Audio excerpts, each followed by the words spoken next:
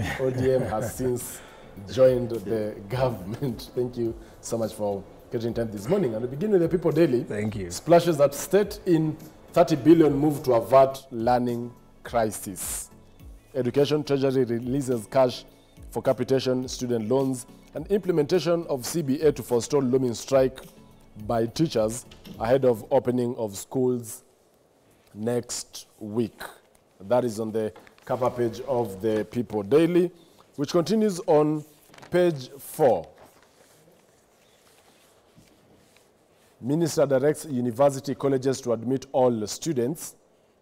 That is still on matters of education.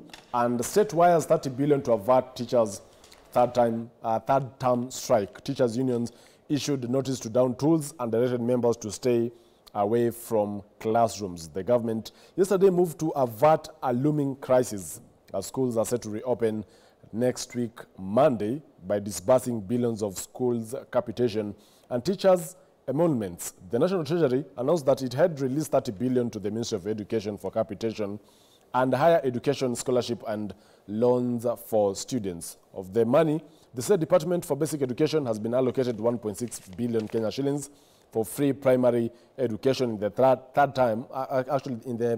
third term that begins next week. The State Department for Basic Education has been allocated 14.145 billion for free day secondary education for the third term.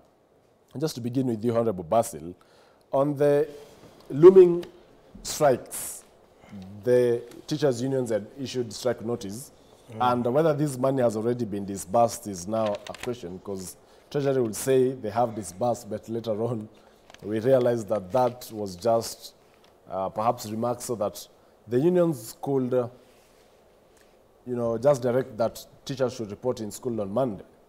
Do you believe that the government is doing everything to make it possible for schools to resume come Monday? Well, first, thank you for inviting me to the show.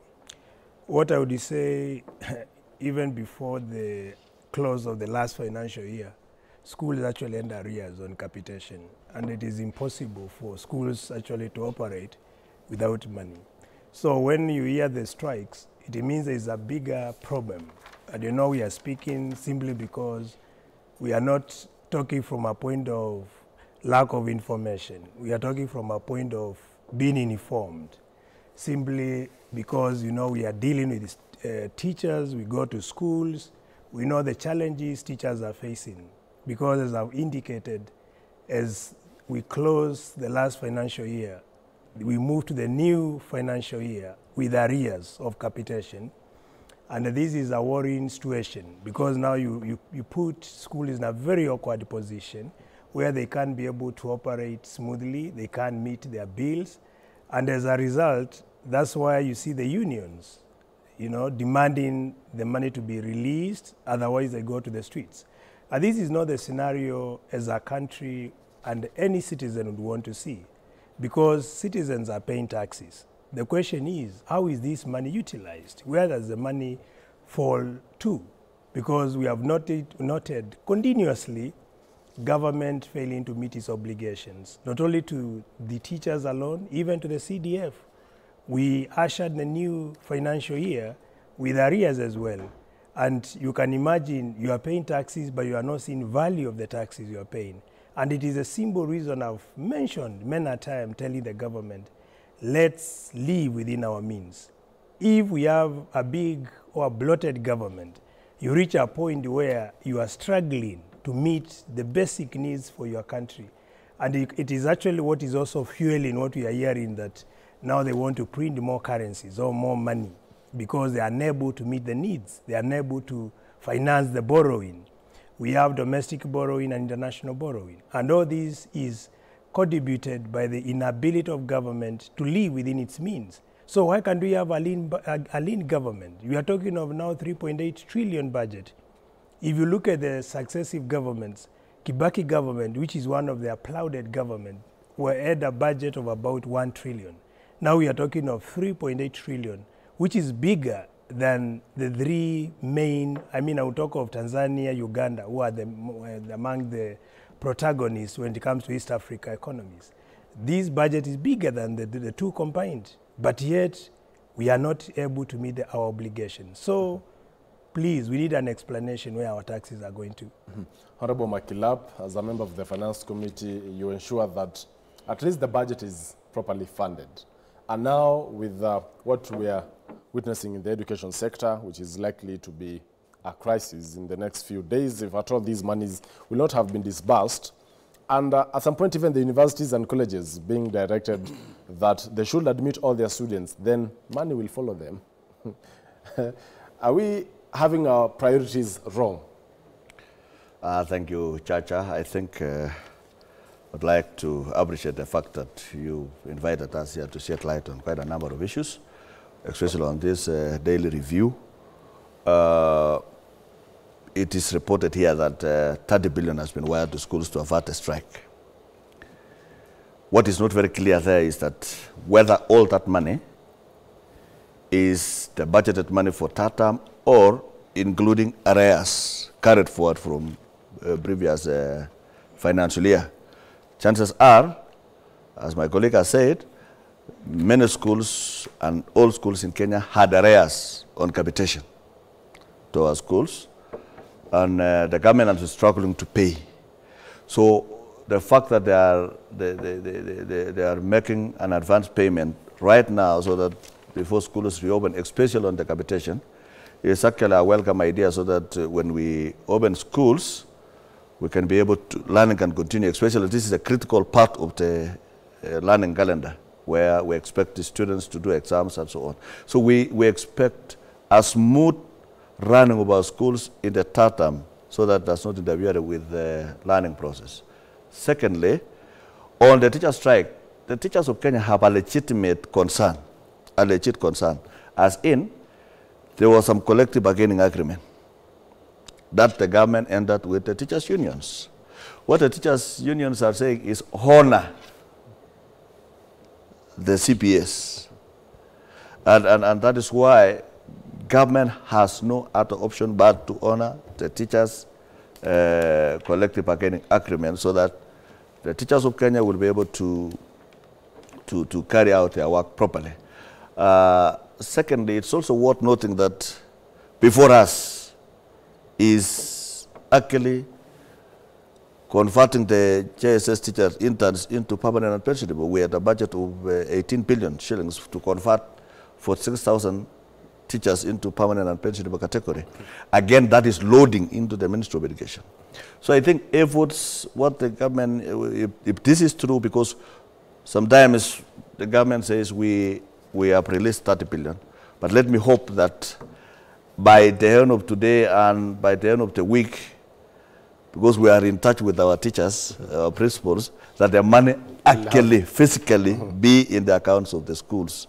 And the best way out is to ensure that the Teacher Service Commission and the ministry be able to engage and even release part of the bargaining agreement to ensure that learning process is smooth in our schools. Well, and still on the same cover page of the People, Daily, County is now told to revive COVID-19 isolation centers for Mpox outbreak. Ministry says facilities to be used as emergency wards in case of any outbreak. That is on page 2. Remember, the Mpox matter is still a new one in this country, but the Ministry of Health is now calling on the national and county governments to revive the isolation centers used during the COVID-19 era in the event of an escalation of Mpox. Honorable Basil, you know, Mpox is now here with us. As a nation, are we ready?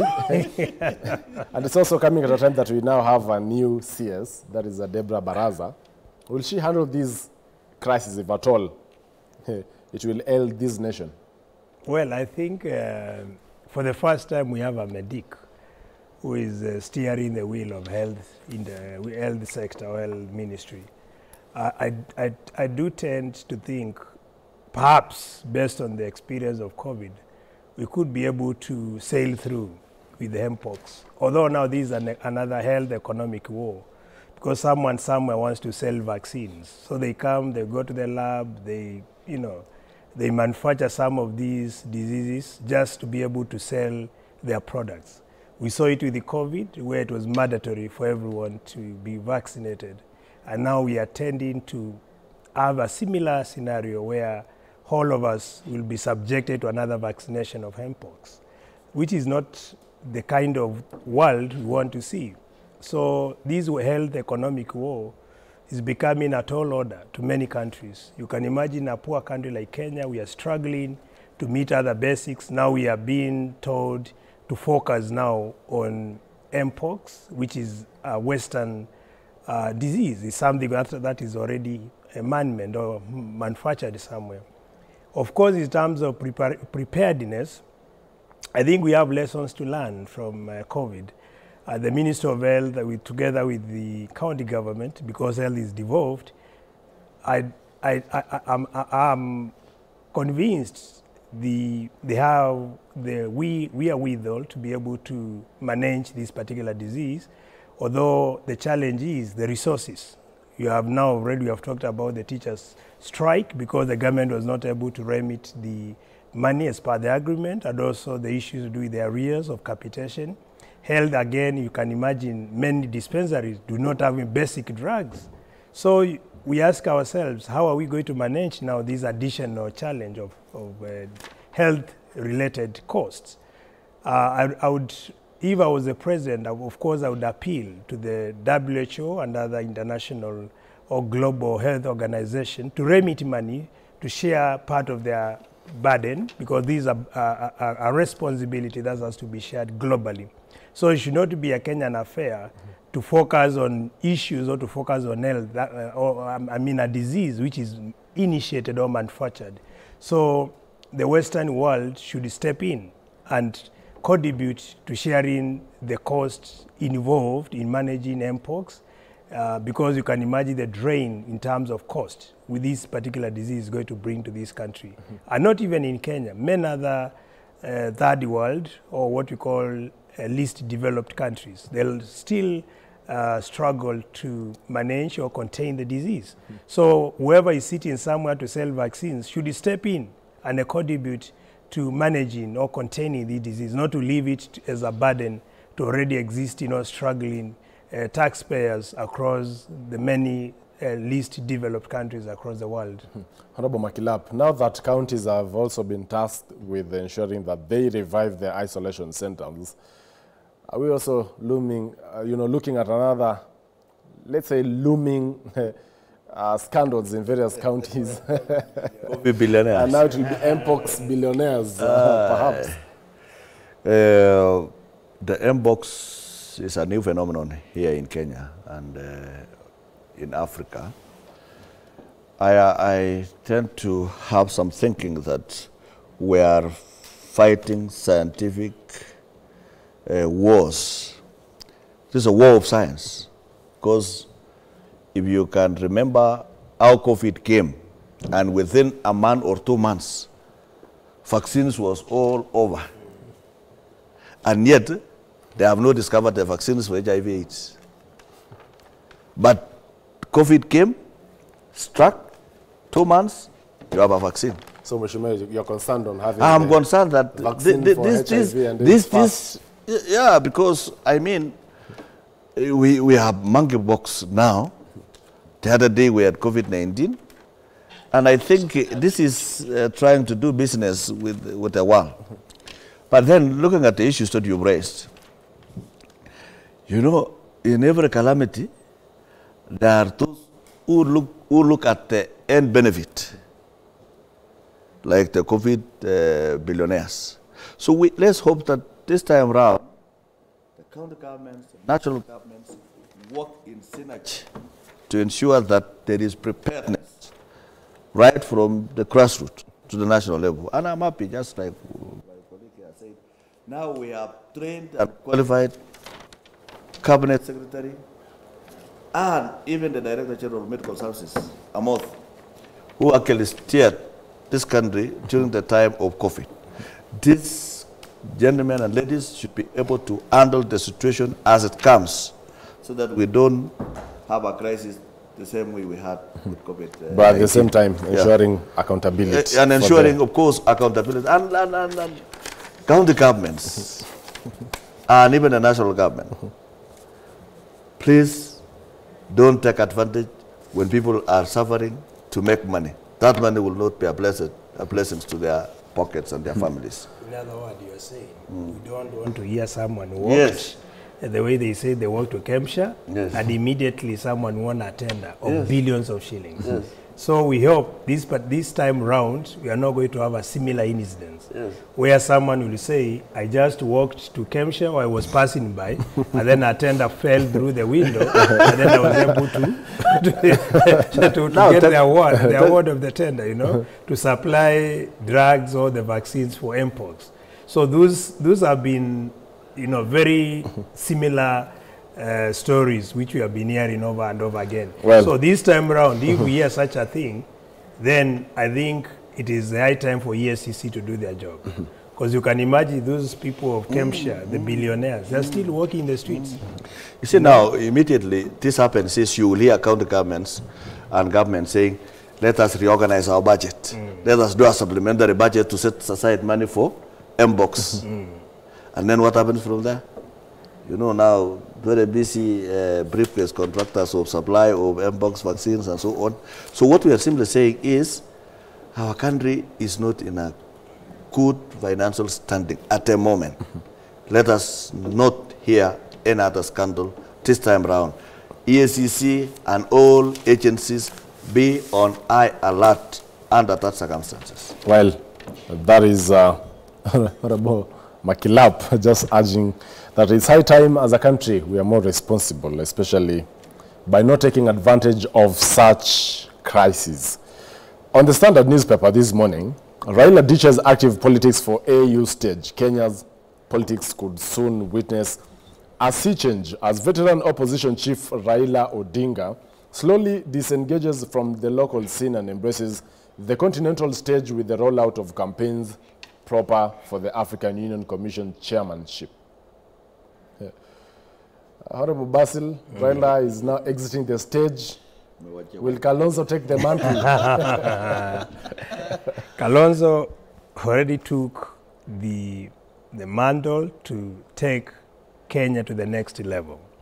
And you have seen in the recent past that after ODM joined government, Wipers remained. But they're insisting the four who joined did it in their own volition. No, but you can't be having those watermelon characteristics, whereby one foot is with the government, the other foot is with opposition. The watermelon tag was on Kalonzo's head. Now the proponent of watermelon, who is Right Honorable Raila Odinga, happens to be the one depicting such a character. You can't say that ODM members who went and joined government, they went on their own volition. That's not possible. Remember, these were senior members of ODM party. So there must have been a negotiated deal for them to join government and actually to have a reserve of what I would term as precious positions. We are talking of Ministry of Energy, Ministry of Mining, Ministry of Treasury, you know. Those are very treasurers' positions, precious ones. So there is no way those individuals will just walk and negotiate on their own behalf. Raila must have been extremely involved in this negotiation. So that's why I'm saying it is the right time they officially be part of government and leave Wiper to lead the opposition. ODM as part of Azimio or the opposition? Myself as a member of parliament for Yatta and someone who is a realist, I would tell you for sure ODM has been or is now part of government. So the opposition slot or the team leading the opposition, the check and balance, because without check and balance in any democracy, there will not be accountability. But that role, Mohammed is now your minority leader. He is our minority leader because, as I've told you, those are characters of the watermelon characteristics, where you want to be, like you want to be in both sides. So Wiper should take those slots that have been taken by ODM? In principle, Wiper being the one leading the opposition, they should be the one now occupying those positions. But apparently, the Azimio coalition has not been dissolved. That is why that arrangement is still operating. Any seat in the event that Wiper is now in the It's not about the seats. It's about ensuring there is accountability in government. Remember, what we have noted now is a situation whereby people are scrabbling for positions. Remember, the citizens of this country, what they want is accountability. People like the Gen Zs and millennials who joined the streets, they were not demanding for slots to be shared or distributed by ODM and Kenya Kwanza government. Whether Raila ditched the active politics, there is no vacuum. What I'll tell you, there is no vacuum. Purged him out of even the time he has been here, he's not playing his role. Remember, he has been the Azimio leader, but his role is not being felt by Kenyans. He is now in bed with the government. So what do you expect? The vacuum is not there. That's why Kalonzo stood with the Kenyans. I'm not speaking to defend His Excellency Kalonzo because I happen to belong to his party, but I'm speaking based on what is the reality. The reality is he has depicted or he has demonstrated a very firm position when it comes to resonating with the needs and realities of Kenyans. Kenyans want improved cost of life. Kenyans want opportunities generated for everyone. It is worrying for someone to leave the university and you are just working with papers, yet you went to school for you to contribute to the economy meaningfully. Kenyans want end of opulence. Kenyans want end to graft. Kenyans want end to tribalism, which has affected even service delivery. These are some of the agitations and the demands Kenyans have. These are the issues that we should be talking about, not someone jumping to occupy position simply because opportunity has presented itself, like what we saw. Those are opportunists. We are due for a short commercial break. Honorable Makilap, Kalonzo Musyoka is now the man to check President William Ruto, the checks and balances as provided for in the Constitution. And do you, first of all, believe Kalonzo is there? Or he could have lacked perhaps negotiation powers. Let me preserve my comments for Kalonzo, but the exit of Papa to now pursue and campaign for the African Union chair and leaving local politics, I think it's a welcome idea because the position of chair in the African Union requires concentration.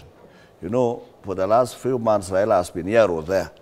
He's in running for AU chair. Sometimes you hear him in one corner, again attacking government, and you know, there has been a lot of inconsistency. But now, so you are giving I think this now to silence him.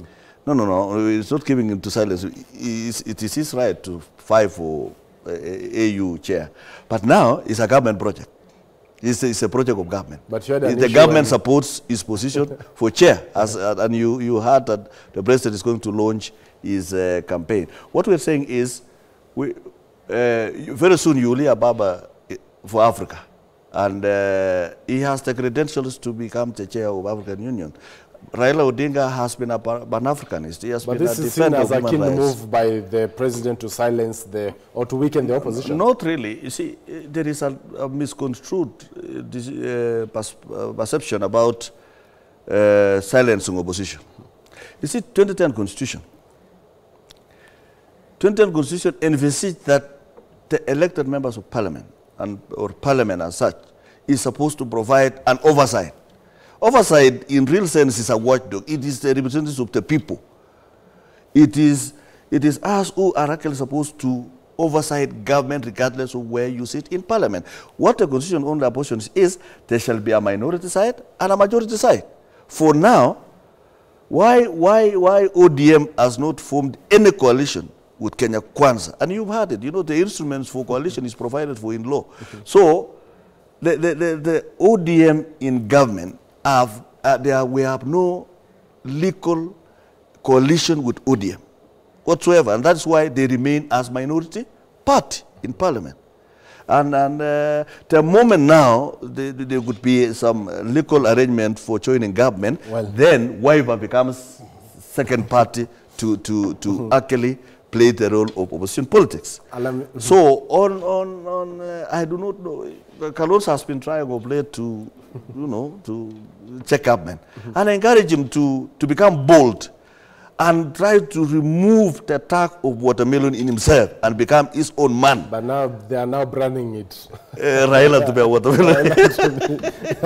But it is an opportunity. It is an opportunity for Kalonzo to showcase himself in Kenyan politics. It's a matter of wait and see. At that juncture, we take a short commercial break. When we come back, we'll be focusing on the CBK secret currency printing deal, a conversation that you can't afford to miss. Keep the conversation going via social media platforms at K24 TV, at Joel Chacha, as well as SMS and WhatsApp numbers on the bottom of their screens. We'll be right back. Stay tuned.